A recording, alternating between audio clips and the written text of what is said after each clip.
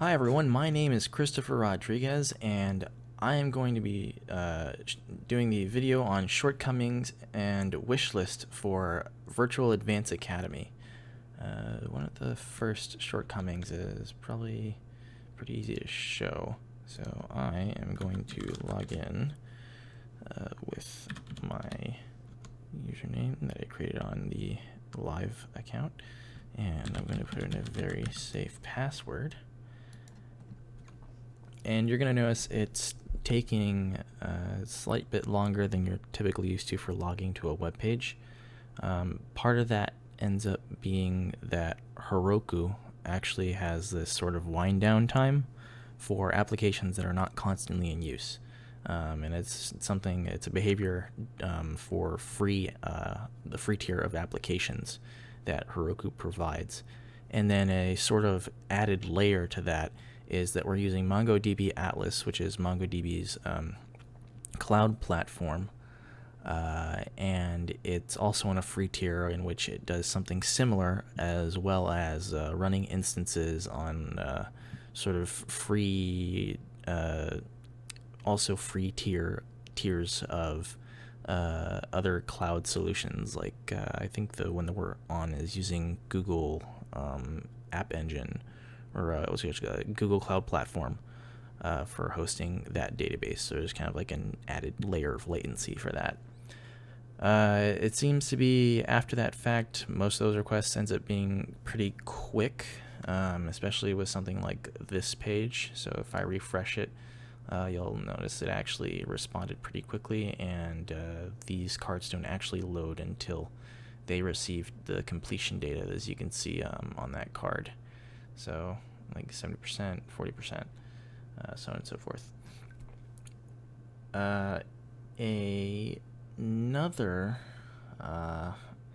shortcoming is the fact that we are currently connected to the MongoDB Atlas instance using whitelisting all possible IP addresses, meaning any kind of machine or client could access our database if they have the right kind of credentials, which is typically not something that should be done, but it's also kind of tricky in order to do when dealing with free tier software with like Heroku, because there's no guarantee with the IP address you have that it's going to be unique, or unique enough for you to give it access, in a sense.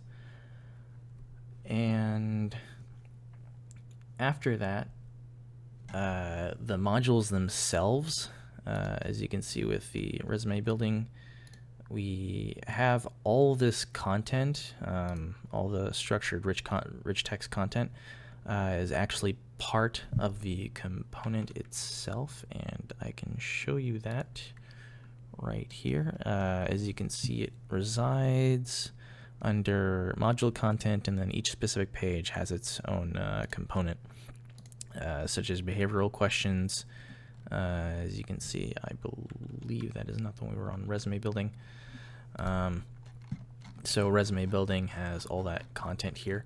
This was more of a design decision, as we were trying to focus more on providing bespoke content for the site, but it could grow into terms of a shortcoming due to the fact that future rendition of this application could focus more on serving these kinds of content from a database, from a server that's being requested from, to then say have like an admin backend that also creates these articles and whatnot that or modules that become a part of the Virtual Advanced Academy.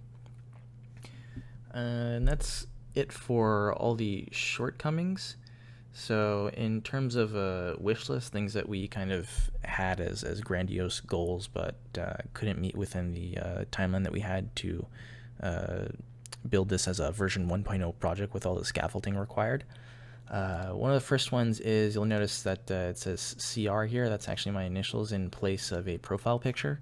And the system currently does not accept profile pictures, so that's definitely a wish list item that makes things nice.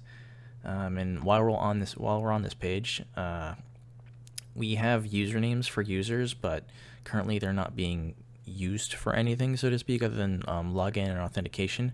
But a wish list item we had was having a blogging feature.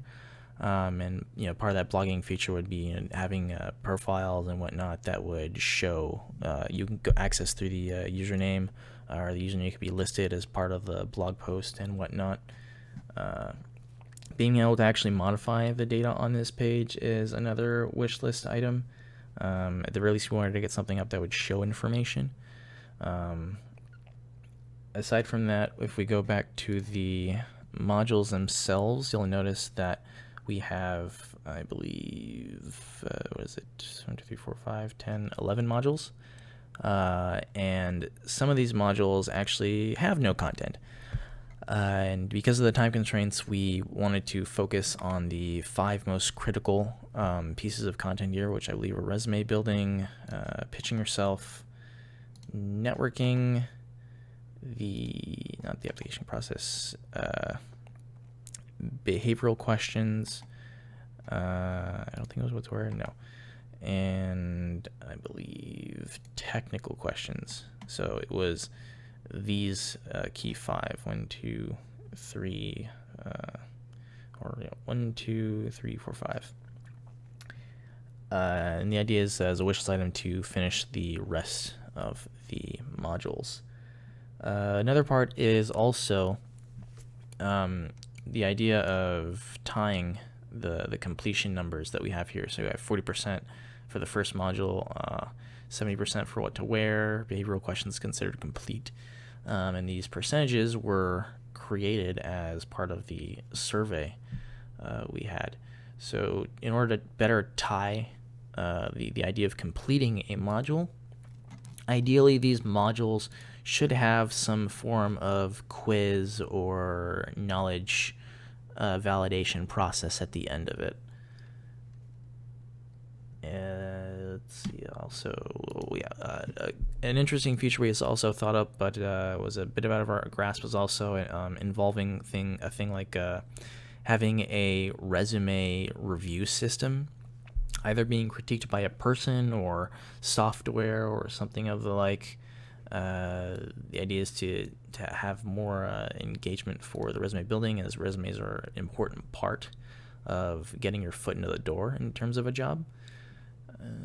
And let's see if I go to the homepage. One of the final ones is actually having to do with login.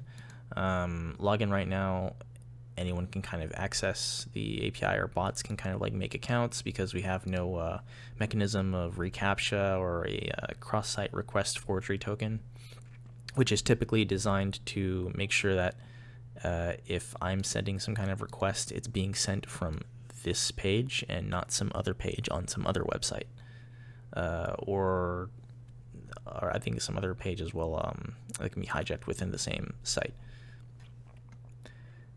But yeah, that is the shortcoming and wishlist video. Thank you very much.